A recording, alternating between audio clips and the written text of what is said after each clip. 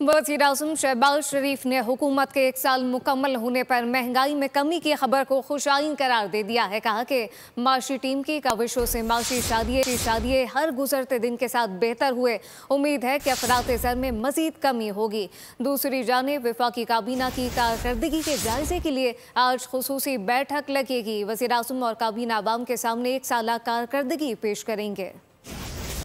इत्तेहादी हुकूमत का 1 साल मुकम्मल, काबीना की कारकर्दगी पर खुसूसी इजलास आज होगा। वजीर आजम ने महंगाई में कमी खुश आइन करार दे दी। वजीर आजम ने 1 बरस मुकम्मल होने पर पैगाम में कहा, मईशत की बेहतरी, कारोबार और सरमायाकारी के फरोग के लिए तमाम इदारे मिलकर काम कर रहे हैं। मैक्रो इकोनॉमिक माशी बेहतरी का फायदा आवाम तक पहुँचना शुरू हो गया है। उम्मीद है कि अफरात ज़र में मजीद कमी होगी। दूसरी जानिब वजीर आजम शहबाज शरीफ की जेर सदारत खुसूसी इजलास आज होगा, जिसपे 1 साला कारकर्दगी पर रिपोर्ट पेश की जाएगी। इस मौके पर वजीर आजम खिताब भी करेंगे। सब्सक्राइब करें और बेल दबाएं ताकि कोई खबर रह न जाए।